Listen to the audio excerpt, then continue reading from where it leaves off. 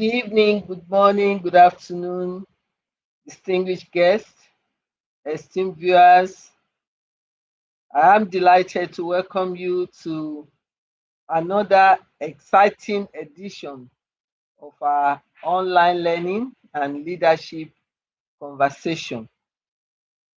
Thank you for joining us from different locations across the world and this country, as well as those that are on site right now. I remain Comfort Iyitayo, your regular host for the Connect with Comfort show.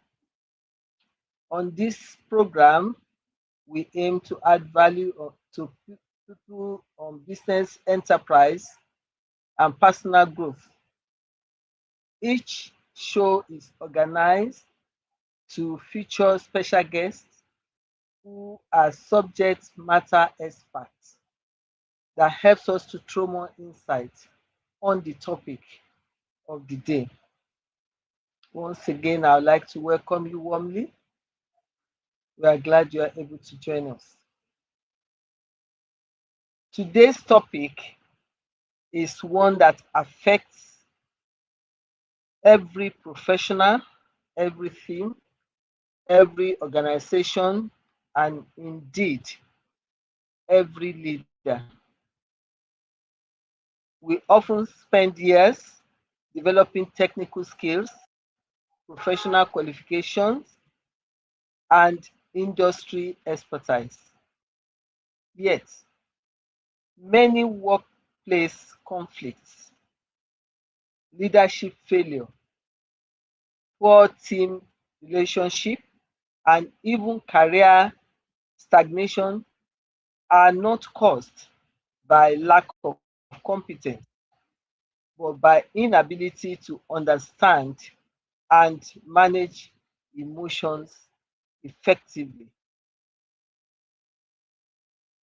That brings us to today's important conversation on emotional intelligence in the workplace,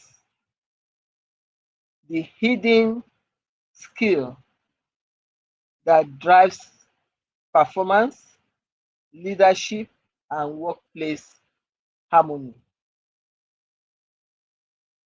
Emotional intelligence, often called EQ, has become one of the most sought after competencies in today's workplace. In a world where collaboration, communication, adaptability, and people management are increasingly important, emotional intelligence has moved from a nice to have skill to a must have capability. And that is why we are examining this today in order to position ourselves properly. In today's conversation, we will be exploring what emotional intelligence really means, why it matters in the modern day workplace. We will also consider how it influences leadership effectively, how professionals can improve their emotional intelligence. We will also look at some practical steps organizations can take to build emotionally intelligent culture. To guide us through this conversation, we have a distinguished guest who is not a stranger on this show. She has obliged us with her vast experience on different occasions on this show. She's already with us and will be tapping from our wealth of experience shortly after this time out. So please remain connected. We'll be right back. Thank you. 5, 4, 3, 2, 1.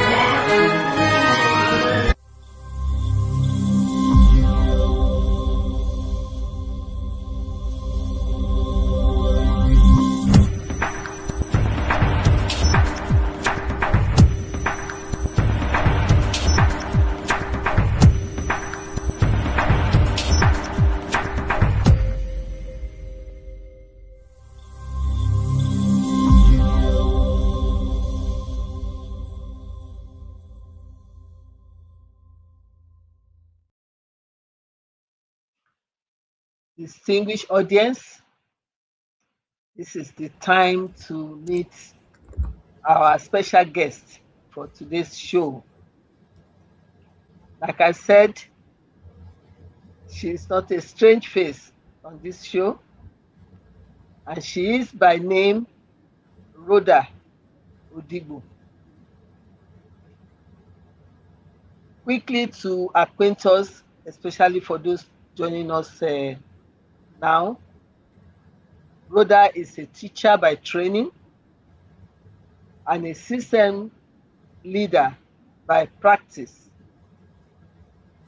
shaping the future of whole child education across Africa and the global south. She is the CEO of Kizazi, where she leads large-scale public education partnerships spanning foundational, primary, and secondary education,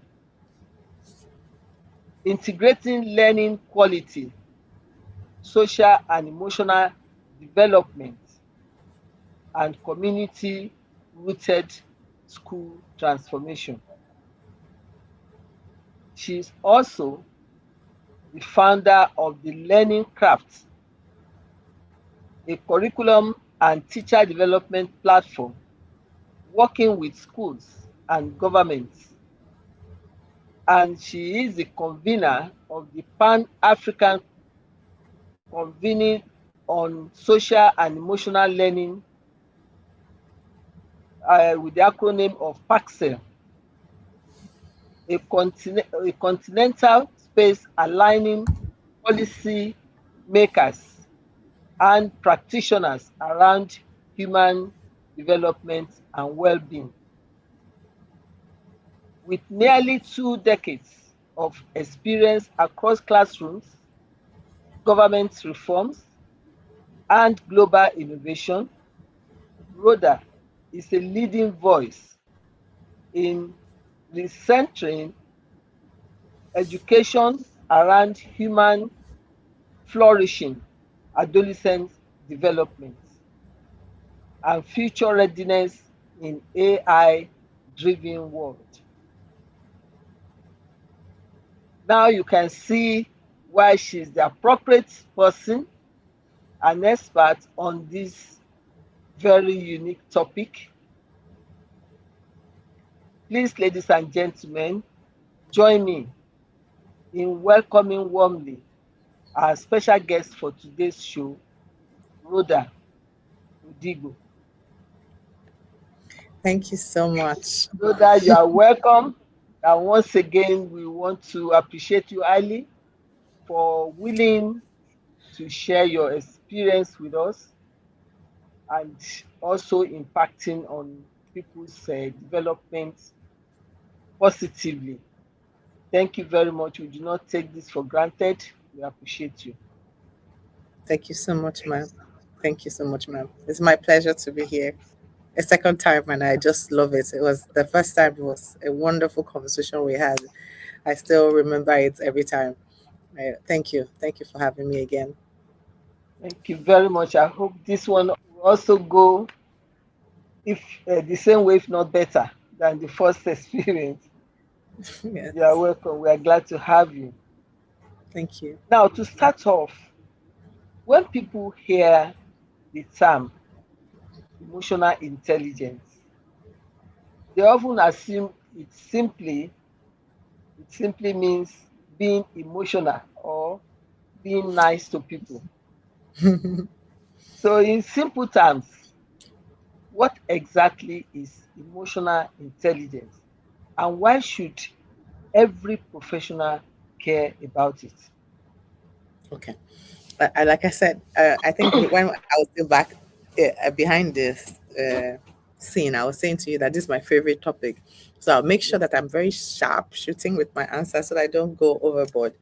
Um, Emotional intelligence. Okay, so these are two words put together. Emotion now coming from the root word emotion and intelligence. I mean, emotions, if we put them together or we separate them, emotions are emotions as we know them, they're our feelings. We have six basic emotions. We have happiness, we have sadness, we have anger, fear, surprise, disgust. Those are our like basic emotions. And then we have other common ones like love, like shame, trust.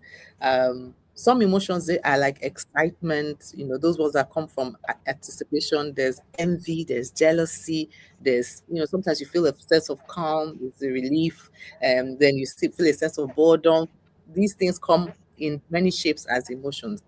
Now, with intelligence, when you know what those emotions are, because they come in mixes, then there is the intelligence. And intelligence is basically an ability. It's an ability, is your brain's ability to do a number of things. Your brain's ability to learn, your brain's ability to understand what you're learning, to reason, to solve problems, and then to use those things to adapt to your situation. So if you put those two together, it simply just tells us in simple terms that emotional intelligence is a person or an ability to understand what is happening inside of you, and then for you to manage that your response. Okay, manage your response and then relate wisely with other people, because emotional intelligence, you would feel all your emotions, but how do you use it? What do you understand that to be? How do you respond with it? And then how do you use it to relate to other people? When you do very well with that emotion and the way you manage them and how you respond, then it is said that you're emotional intelligent. Because whether you have what do you do with anger? What do you do with happiness? What do you do with sadness? What will you do with all of that emotion? And your ability to understand it, use it, problem solve with it, adapt to your situation is then you saying or building your intelligence. And one can then describe and say you are emotional intelligence. So why should every professional care about it? Well, I guess we don't live in silos. Everybody needs somebody to do some work in the business of our professions. So every professional should care, because work is not only about competence. That is the kind of competence that we went to school to learn, right? In your specific field of work. Work is also about a number of things, about people you work with, it's about pressure that will come to you. A lot of times, work is about communication. And a lot of times, work is about trust. So imagine that there is a finance officer who discovers that there's an error in a report 5 minutes before they go into a board meeting. Now, that finance officer can go into panic, right? And start to blame everybody, blame the junior staff, start to create tension in the room. But for that finance officer to be able to enter into the space of being emotionally intelligent, one emotional intelligent response is to pause and then correct what can be corrected, and then be able to communicate clearly what that is and address the process later. That is the issues that the person has identified later. What is happening in this situation is that the work is still being done, but people are not destroyed because there was an error. So every professional should care about emotional intelligence because it affects everything we do. It affects the individual, it affects the work culture, it affects the work energy, it affects even future mistakes that you people can make. And it also affects well-being, a sense of well-being and a sense of purpose. So that's what I would say emotional intelligence is. It's really just your ability to understand what is happening inside of you, to know how to manage that your response, and then to relate quite wisely with other people. Fantastic, fantastic. In fact, you've answered so many questions in one. Fantastic. I think nobody will be left in doubt as to the meaning, true meaning of emotional intelligence with that much explicit insights you have given to us. Thank you very much. With that, you even taking my second question off. But I would like to ask the emotional intelligence, how it differs from IQ. You know, we hear Mhm. IQ, IQ. Now, is it in technical competence or whatever? How does it differ from IQ? Okay, so when we think about when we say IQ, I think everybody knows that they call it the intelligence quotient. Um, and sometimes other people will track intelligence quotients, your intelligence quotient with your technical competence. That is the things that you actually know how to do in this place of work, right?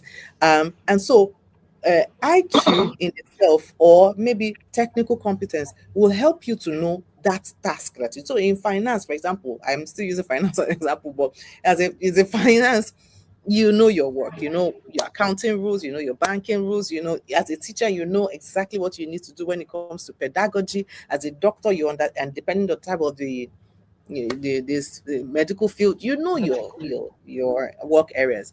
But in emotional intelligence then helps you work well with people while you're doing that work. So for example, a person can be excellent with maybe their spreadsheets. They will be good in strategy. They understand what they're doing. Like I said, in medicine or teaching or law, engineering, they know what they're doing. But that person might still struggle because why?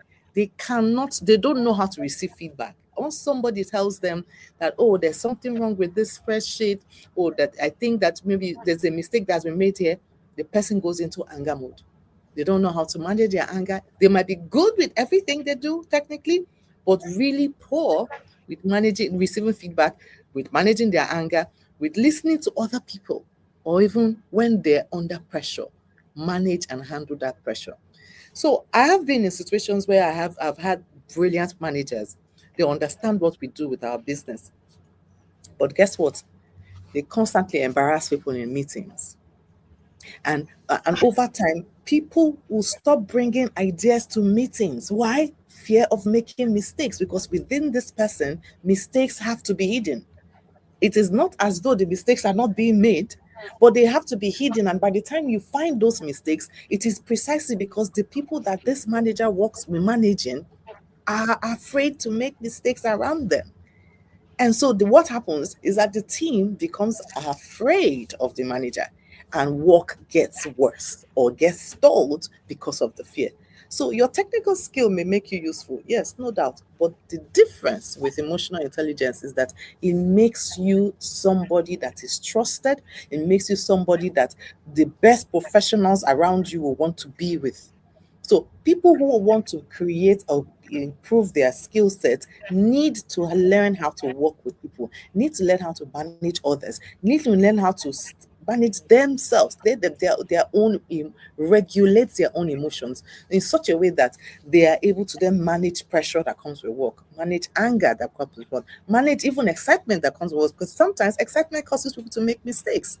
So the best professionals in the world, and now, and that's what we are learning more and more, the kind of competencies we need for people. The best professionals are now choosing between these two. They're choosing between your IQ and your EQ, your emotional intelligence. And people want with staff that have the two of them. Brilliant. I think you've done it again, trying to pack so much into one, which is fantastic. It's helping our audience, I want to believe, that we're able to differentiate. In fact, managing people, we've been told that is a very important skill. It's a skill set to have, and I think that is aligned to the emotional intelligence we are talking about. Like if people are afraid to express ideas in your presence, some good ideas will be lost, and Yes. the strength of the team will be weakened because people are afraid to talk or avoid to make mistakes that will be shouted down. So it's very important. It's very important to have such a skill. What are some common signs that a person may need to improve their emotional intelligence? How do you assess those who need urgent attention? I like this question. I like this question because this is where a lot of people just stop in their tracks and say, "Oh, I didn't know." One of the ones that everybody observes easily, one sign is that you react quickly and regret it later. Mhm. Yes. There's a difference between reaction and responsiveness. A situation can get you angry, can get you sad, can get you excited, can get you feeling dysregulated. It can a mix of emotions. Do how you react matters a lot. Now, we often say instead of reaction, go the route of response. The difference between reaction and response is that there is a pause to think about what you want to say and how you want to act. One sign common that a person needs to improve their emotional intelligence is how they react. Is the speed with which they react to any situation, and usually once they have reacted, they regret it later. Immediately if you find yourself in that space where you react quickly and regret it later, that's one sign that you need to improve your emotional intelligence. Another one is that when people give you correction, you take it personally. One of the things that I've learned, and I had to learn it, is that I don't assume intent. That when someone says something wrong to me or gives me feedback, that their intention is to hurt me. No, you don't assume intent to harm or intent to hurt. Another sign that you need emotional intelligence is that anytime you're corrected, you take it as a jab to your personality. Another one is that people are always careful around you because they do not know which version of you that they will meet. They're dealing with. You're unpredictable. Unpredictability of your emotions or how you respond to things is a sign that you need emotional intelligence or that you need to improve your emotional intelligence. You should be predictable enough, especially in the workplace. People should be able to say, "This is what I did. This is how I expect this person to react about this." The people often think it's the other way. Oh, no one should be able to predict you. When are not able to predict you, then they can make a lot of mistakes. So the predictability is one feature of an emotionally intelligent person. Another very common one that happens in the workplace is when a person says, "Listen, that's just how I am." They will speak harshly and they'll say, "That's how I am." They will interrupt people when someone is speaking. They will interrupt the person and say, "That's how I am." They will When someone gives them a feedback, they will dismiss it. "Well, that is how I am." And then they expect everybody around them to adjust to that statement. That's how I am. That's just how I am. You need to improve your emotional intelligence. Another one that I also find that a lot of people don't discuss often is where they avoid, and I call it the avoidance. Some people will not shout. They will just what they do is that they will avoid any difficult conversation. They will keep avoiding it until the issue becomes so big and it has escalated in such a way that lots more people have come into the space of the problem when it could have been easily solved if a difficult conversation was had. You and that person, whoever, needs to improve their emotional intelligence. So emotional intelligence is not just like you're not only it's not loud anger, right? That is emotional. When you are low on emotional intelligence, doesn't mean that you are loud. Sometimes it's that you are quiet. Um, it can also be that you are being defensive, or you want to withdraw, you want to play, or people that gossip a lot. Gossiping, yes. If you find yourself always itchy to gossip, you need to improve your emotional intelligence. So what people need to do is to ask themselves, what do other people experience when they work with me when I'm under pressure? Ask yourself that question. When you're under pressure and people are working with you, what is their experience? Then that should give you a good way to evaluate your emotional intelligence levels. Very good, very good. At least I've learned something in between what you said because uh, I used to say maybe if you can predict the way somebody will react to you, that may not be a lacking in emotional intelligence, but you said it otherwise, and I can see the reason because sometimes predictability varies. It can be Yeah. like, "Oh, definitely typical of this person is likely to react this way," and that way that is he or she is reacting, it's not in the positive side of things.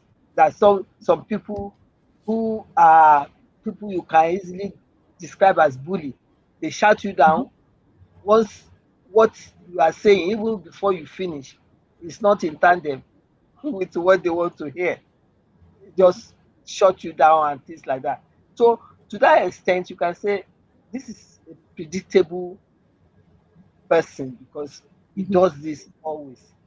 But you made it clear that the anger or whatever we can call it is not the same as No. lacking emotional intelligence. So one has to really look in between. Mhm. Either you are predictable for good stuff or Mhm. for for negativity. Yes. So Yes. thank you for that insight. Now let's bring this to the leadership quality that we would expect in terms of emotional intelligence, the Mhm. value in leadership. Mm. Why do many leadership experts consider emotional intelligence as a critical leadership competency? Yeah, the answer for okay. So leadership in itself is about people. I think whenever we say, "Oh, this person is a leader," the first thing that comes to our mind is that this person is leading humans. So leadership is first about people, not plans, not strategy, not Mm, no. It's about first about people. A leader can have like a beautiful, like I said, can have a beautiful plan, a beautiful spreadsheet, a beautiful strategy, can have a beautiful agenda. But if people do not trust that leader, you and I know that that strategy will struggle. Some people will go behind and start doing one or two things that will stifle what the leader has planned, or purpose. frustrate it, or interpret it differently. So I mean, for example, if for example you are there's during it maybe I've been in organizations where they decided to do a restructuring. They moved one department to another. Well, they merged one in department into another. Now, when they were doing that merger, there are some certain director level roles that started to look like, who am I going to report to? We were mates, we're on the same level. Now, because my own department is now supposed to be the one subsumed under that person's department, and both of us have been at the same level, am I reporting to my mates? Two leaders may have to, and in this case, we saw situations where two leaders are having to deliver the same, sort of deliver the same goals. Um, and there was one time we had so much struggle. There was such a struggle. At one time, there was this that, we needed to go to everybody's teams. It was a difficult message. It was very hard. The one person was like, "Oh, how am I going to tell?" Like, there are people in my team that already saying they don't want to, that they're frustrated. It seems like they're not going to be part of, they want to remove them from this role. And people were already saying, "Oh, I'm not earning this, I'm not earning that." Now they want to remove me or push me to this place. What to, different difficult situations. One leader was avoiding their team.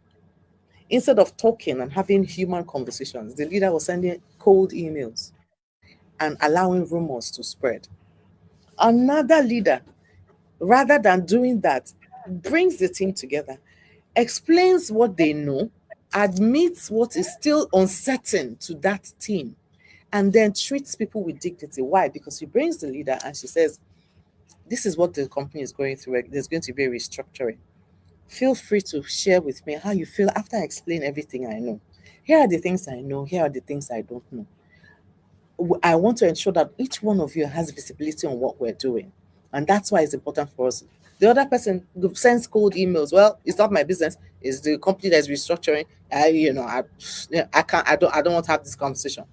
Both leaders are facing the same business reality, but you see the difference between their emotional intelligence. Approach. The Yeah. one person's emotional intelligence protects the trust of her team, while the other doesn't. So leadership really, really, really requires that sense of decision making, that sense of deep listening, deep reflection, that sense of courage, and a very high level of calm. You have to be calm, and all of these things are what we call competencies of emotionally intelligent people. You see it in their practices. So that's the reason why many leadership experts will say that emotional intelligence is important, because it's about people. You're right. You're right. The way you treat people is the way they respond to you. Like the example you gave, people are like more likely, in fact, I would say certain, to respond positively and in cooperation with the leader that explains very well, uh, taking, I mean, regarding them in the decision Mhm. making process and making them feel important and giving the sense of belonging rather than the one that is sending cold email. There are Mhm. two different worlds. So the reaction will be different. So it's very important for our leaders to understand how to manage people. And Mm. that's part of what makes your team to be strong anyway. Thank you Yeah. very much for that explanation. What role does empathy play in effective leadership? Hmm.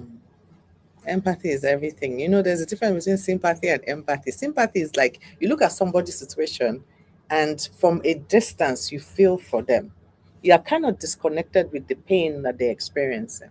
While empathy is, you then take yourself and put yourself, you imagine yourself in that situation. You imagine yourself having going through that kind of pain that the person is going through. That's the difference between sympathy and empathy. So when people in the workspace, in the workplace, are able to build and grow their empathy, what it does is that it helps you as an individual, whether you're a leader, and by the way, everybody is a leader. I like to say it this way, that when we get to the we all need to get, as individuals, particularly in the workspace, we all need to get to the point where we are CEOs of our function. So if you are the security, the gate man, you are CEO of the gates. So leadership is conferred on everybody in their specific work function. So empathy does then helps everybody to understand. First of all, if you have to put yourself in the situation of another person, what happens typically is that you understand what the person can be going through. You're feeling that if it were I, oh, I would be devastated. If it were I'll be thrilled and I'll be excited about what is going on. That's why jealousy and envy are not traits, or are not traits or habits of people who are emotionally intelligent, because emotionally intelligent people see the other person's joy and they want to put themselves in that situation that, oh, I will be as joyful if that happens to me. And they begin to see that situation as something that, if it happens to them, they'll be happy. And for that reason, they're happy for the person. So empathy actually helps leaders understand people better. But the truth of about empathy that a lot of people also don't get is that it must be balanced with accountability. Because empathy for us is not saying because you are going through a difficult thing or difficult time that nothing is going to matter again. So, for example, somebody is always, you are line managing someone and the person is, always coming to work late. Now, you understand the reason why the person is always coming to work late, right? But at some point, because you understand, maybe the person comes from a distance, or maybe the person is having a problem in the family, maybe there's something going on. You do understand it, but it doesn't mean that you should not follow the process that you have in your office. No.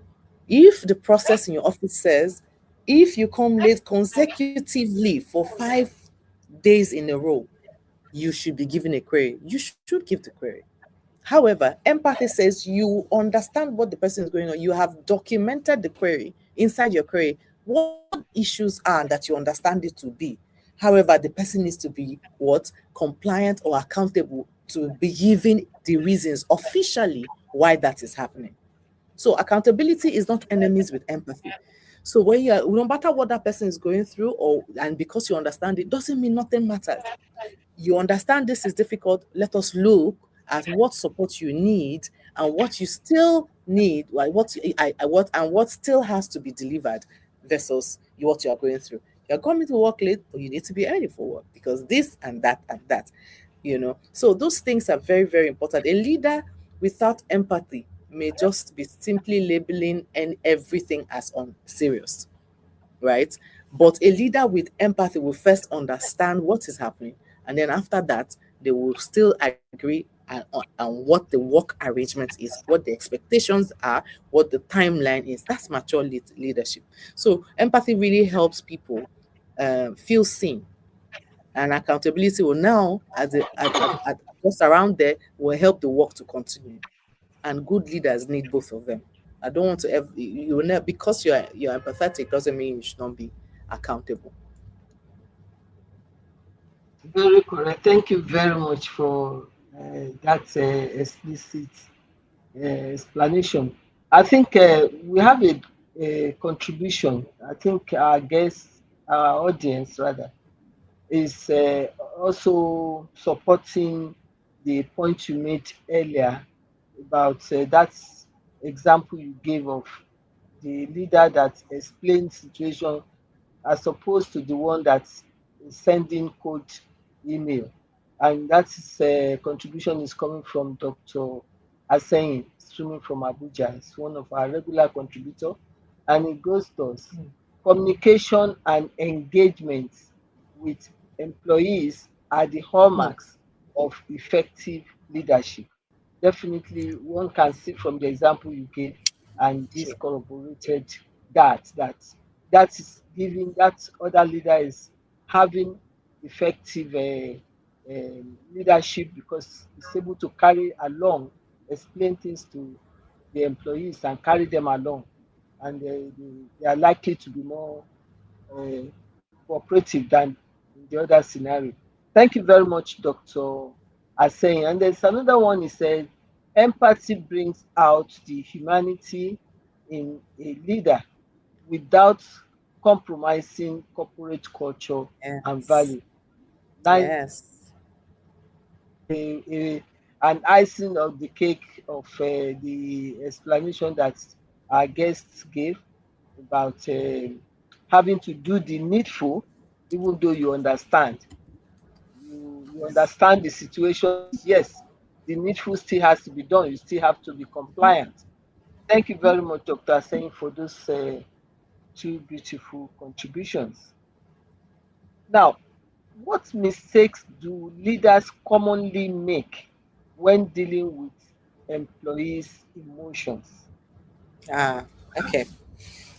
This one is very common, and it is simple. One mistake is that leaders commonly dismiss emotions of their employees. I've heard this often, in fact, closer even home. I've heard it being said many times. Leave your emotions at home. But you see, people do not work like machines. We're not machines. Mhm. Our emotions are But always with us. So it is impossible actually to leave your yeah, emotions at home, out of work. Things like stress is an emotion. It's even though medical, as many doctors will say, it comes with emotions. Okay, let's leave stress. Things like fear, things like anxiety or frustration or even happiness, things like that. Grief. Sometimes people are we've had staff who are grieving. Grief, people always think of grief like you must have lost, maybe somebody died. Actually, relationships die. I was saying, I was talking with a friend of mine, and I was saying that people don't talk too much about breakups between girlfriends. Like when you have your friends, you're girls, you're a lady, you're a woman, you have your female friends. Maybe somebody was your best friend and you broke up. People don't talk about that. Or you're a guy, you have a friend and you both fought and you are having a bad fight. It's grief too. People don't discuss these things. But that person, because they have work to do, they don't have emotions. That is one common mistake that leaders make. You dismiss emotions of people. No, all of these emotions affect human beings' performance at work. They do. And so, if you want to be an effective leader, you have to build your emotional intelligence by acknowledging emotions. Another one that I have observed is when people allow, this is now the opposite of it, because that's why intelligence brings balance. The opposite is that you allow emotions to as an excuse to everything.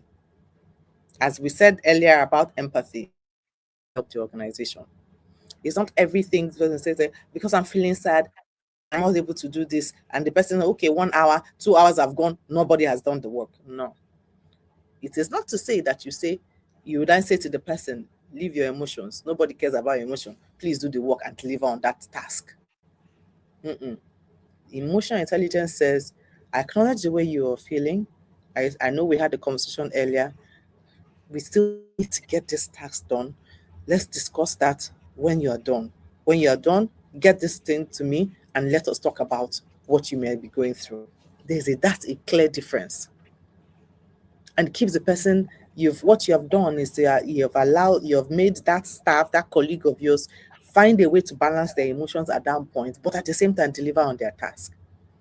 Another mistake that many people make is they make assumptions. Like I said earlier, I've stopped assuming intention.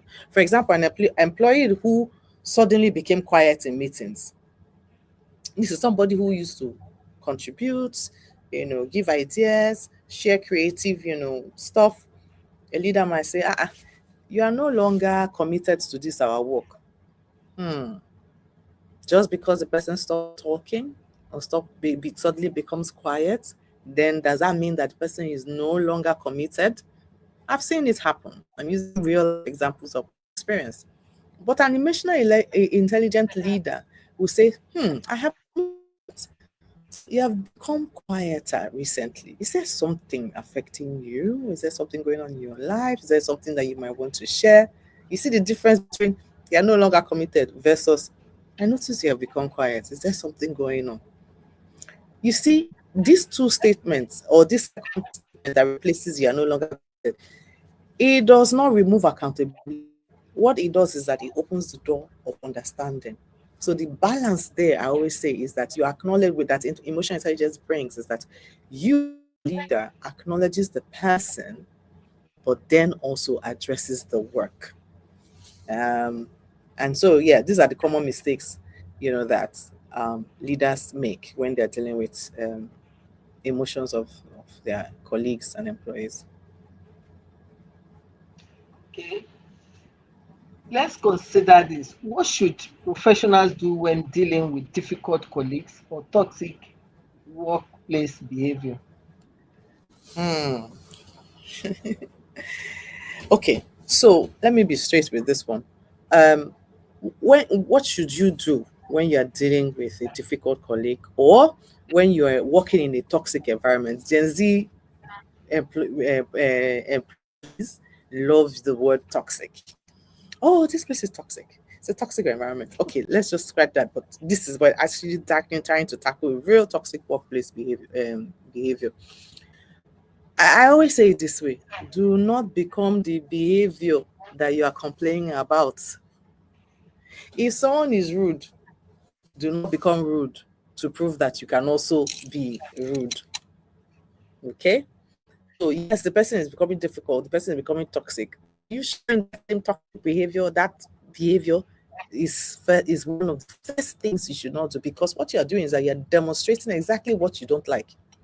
Complain So about why should they listen to you? Why should they listen to you? So that's the first thing. Do not demonstrate the same toxicity.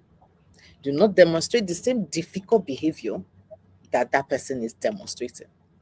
Because listen, you see, you may at some point fire the person, but what you have done also is to show others that that is acceptable behavior because you have demonstrated it.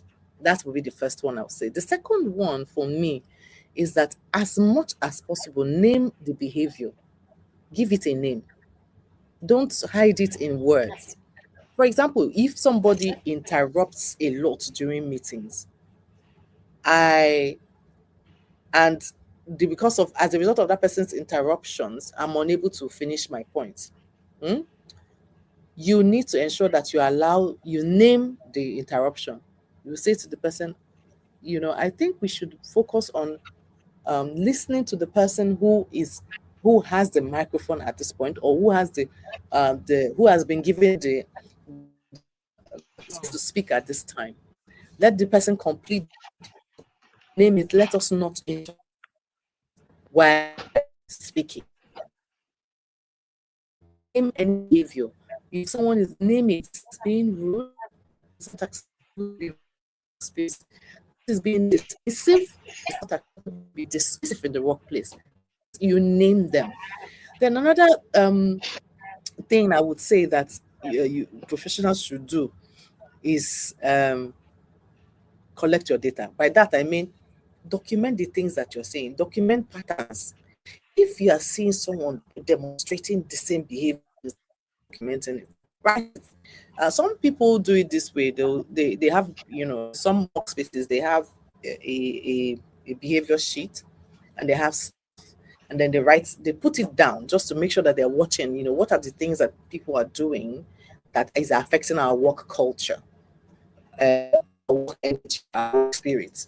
So document patterns, because if the behavior continues and is affecting the work, you have to document it. Then make sure that you escalate and escalate through the right channels. Now, most offices, at least I know that offices usually try to have someone playing the role of human resource. In the recent times, departments are now called people department. Humanize the function, right? People departments, or whoever working in that capacity needs to make sure that they're escalating, to channel. If the escalation is you, let it go and say this is what we are observing. Don't escalate when it's only one time, because it can happen. But if it is frequent and consistent, you have to also document it. Because emotional intelligence doesn't mean you have to tolerate toxic behavior. Please, no.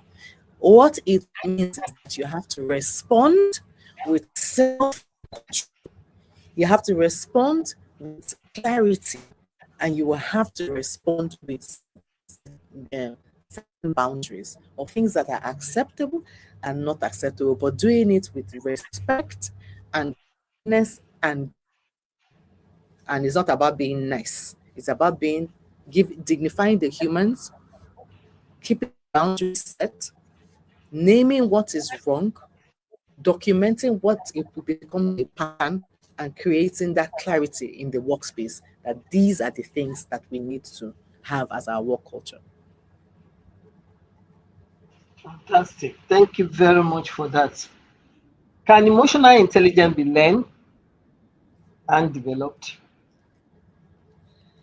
Oh, yes, yes, yes, yes. One mistake that education made for decades until today is that we have assumed that what people need in the long term after they complete their education is only academics.